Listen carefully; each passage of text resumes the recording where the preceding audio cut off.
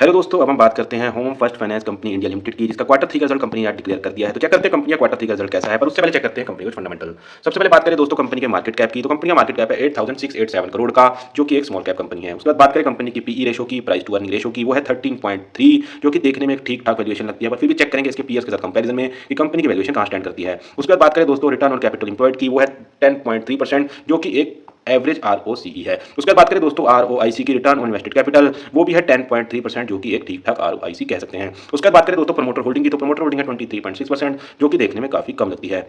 उसके बाद बात करें दोस्तों डेट टू इक्विटी की, तो दोस्तों डेट टू इक्विटी यहाँ पर जो है वो शो हो रहा है 3.08, तो देखने में कंपनी के ऊपर काफी हैवी डेट लगता है, पर क्योंकि एक फाइनेंस कंपनी है उस वजह से इस डेट के अंदर कोई दिक्कत वाली बात नहीं है, क्योंकि फाइनेंस कंपनी का मेन काम ही डेट के ऊपर पैसा लेके आगे डेट देना होता है, जिसके ऊपर कंपनी इंटरेस्ट की अर्निंग करती है। तो डेट टू इक्विटी ज्यादा होने की वजह से यहाँ पे कोई चिंता की बात नहीं है। ओवरऑल दोस्तों अगर फंडामेंटल्स की बात करें तो कंपनी के फंडामेंटल्स एक एवरेज फंडामेंटल्स हम कह सकते हैं। उसके बाद दोस्तों देखते हैं कंपनी की वैल्यूएशन, कि कंपनी की वैल्यूएशन अपने पीयर्स के कंपैरिजन में कहां स्टैंड करती है। अगर बात करें कंपनी के ही सेक्टर की टॉप कंपनीज की, तो एलआईसी हाउसिंग फाइनेंस की पीई रेशो है 7.61, हुडको की है 15.39, पीएनबी हाउसिंग फाइनेंस की है 17.20, यही बात करें अगर home first finance company limited की है 30.34। तो दोस्तों वैल्यूएशन यहाँ पर कंपनी की अपनी सेक्टर की टॉप कंपनी के कंपैरिजन में थोड़ी ज्यादा लगती है। उसके बाद दोस्तों बात करें कंपनी की बुक वैल्यू की, तो दोस्तों बुक वैल्यू जो है वो पिछले साल 179.58 थी, जो कि बढ़कर इस साल 220.34 हो गई है। तो ये एक अच्छी बात दोस्तों यहाँ देखने को है। उसके बाद दोस्तों चलते हैं कंपनी के क्वार्टरली रिजल्ट्स पर, जिसके लिए मेनली हमने ये वीडियो बनाया है। तो चेक करते हैं कंपनी अपने क्वार्टर 3 के नंबर्स कैसे डिक्लेयर करे हैं। तो सबसे पहले बात करें दोस्तों यहाँ पे सेल्स यहाँ पर शो नहीं हो रही है, उसकी जगह रेवेन्यू शो हो रहा है, क्योंकि कंपनी जो फाइनेंस कंपनीज होती हैं, बैंकिंग कंपनीज होती हैं, उनके अंदर कोई पर्टिकुलर प्रोडक्ट नहीं होता सेल करने को, उसके अंदर बेसिकली सर्विसेज और इंटरेस्ट की इनकम की ही अर्निंग होती है, इसलिए उसे रेवेन्यू कहा जाता है। तो सबसे पहले बात करें दोस्तों रेवेन्यू की, जो कि पिछले क्वार्टर में 273 करोड़ का था और बढ़कर इस क्वार्टर में 296 करोड़ का हो चुका है। तो दोस्तों अगर क्वार्टर ऑन क्वार्टर रेवेन्यू की बात करें तो कंपनी ने यहाँ क्वार्टर ऑन क्वार्टर ग्रोथ दिखाई है। उसके बाद दोस्तों बात कर लेते हैं क्या quarter on quarter net profit में भी ग्रोथ आई है। तो हाँ दोस्तों, यहाँ quarter on quarter net profit में भी ग्रोथ आ गई है, तो दोस्तों जो कि 74 करोड़ से बढ़कर 79 करोड़ हो गई है। तो दोस्तों अगर बात करें क्वार्टर ऑन क्वार्टर रिजल्ट की, तो कंपनी का रिजल्ट बहुत ही अच्छा है, रेवेन्यू यहाँ पर ग्रो हुआ है और quarter on quarter net profit भी ग्रो हुआ है। उसके बाद दोस्तों देख लेते हैं क्या ईयर ऑन ईयर भी कंपनी ने ग्रोथ दिखाई है, या कंपनी स्टेबल दिखाई देती है, या कंपनी पीछे जाती दिखाई देती है। अगर बात करें पिछले साल इसी क्वार्टर की, तो कंपनी जो अपना रेवेन्यू किया था वो किया था 205 करोड़ का, जो कि बढ़कर इस क्वार्टर में 296 करोड़ का हो गया है। तो दोस्तों ये कंपनी के लिए बहुत ही अच्छी बात है कि कंपनी ने क्वार्टर ऑन क्वार्टर भी रेवेन्यू में ग्रोथ दिखाई है और ईयर ऑन ईयर भी रेवेन्यू में ग्रोथ दिखाई है। तो दोस्तों देख लेते हैं क्या रेवेन्यू के साथ साथ कंपनी ने नेट प्रॉफिट में ग्रोथ दिखाई है। तो हाँ दोस्तों, यहाँ कंपनी ने year on year quarterly net profit में भी ग्रोथ दिखाई है, जो कि 59 करोड़ से बढ़कर 79 करोड़ हो गया है।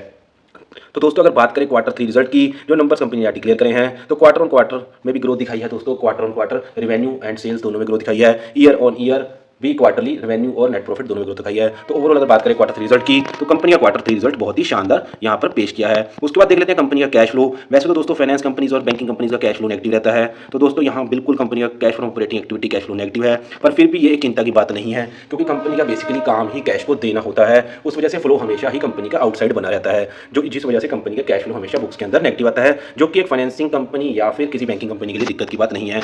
तो यहाँ कैश फ्लो ऑपरेटिंग एक्टिविटी -145 मार्च 2023 से चल रहा है, तो जो कोई चिंता की बात नहीं है। उसके बाद दोस्तों देख लेते हैं शेयर होल्डिंग पैटर्न। अगर बात करें दोस्तों कंपनी की प्रमोटर होल्डिंग की, तो प्रमोटर होल्डिंग दोस्तों इस ही क्वार्टर के अंदर कंपनी ने 30.19% से गिराकर 23.60 कर ली है। तो दोस्तों ये एक कंपनी के लिए जरूर अच्छी बात नहीं है, या फिर इन्वेस्टर्स के लिए ये अच्छी बात नहीं है। वहीं यहाँ पर एफआईआईज की इन्वेस्टमेंट जो है वो 17.02 से बढ़कर 24.83 हो गई है। तो प्रमोटर होल्डिंग जो है वो फॉरेन इंस्टीट्यूशंस की तरफ चली गई है। तो ये overall as a investor FIIs का बढ़ना एक अच्छी बात है, बट प्रमोटर होल्डिंग का कम होना जरूर चिंता की बात है। अगर ओवरऑल बात करें तो कंपनी के फंडामेंटल्स एवरेज हैं।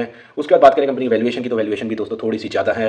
उसके बाद बात करें दोस्तों बुक वैल्यू की, तो बुक वैल्यू यहाँ पर बड़ी है। अगर बात करें दोस्तों क्वार्टरली रिजल्ट की, तो क्वार्टर 3 के नंबर्स बहुत ही कंपनी ने शानदार यहाँ पेश किए हैं, क्योंकि क्वार्टर ऑन क्वार्टर भी रेवेन्यू में ग्रोथ हुई है और ईयर ऑन ईयर भी क्वार्टरली रेवेन्यू में ग्रोथ आई है। क्वार्टर ऑन क्वार्टर दोस्तों नेट प्रॉफिट में भी ग्रोथ हुई है और ईयर ऑन ईयर भी क्वार्टरली नेट प्रॉफिट में ग्रोथ हुई है।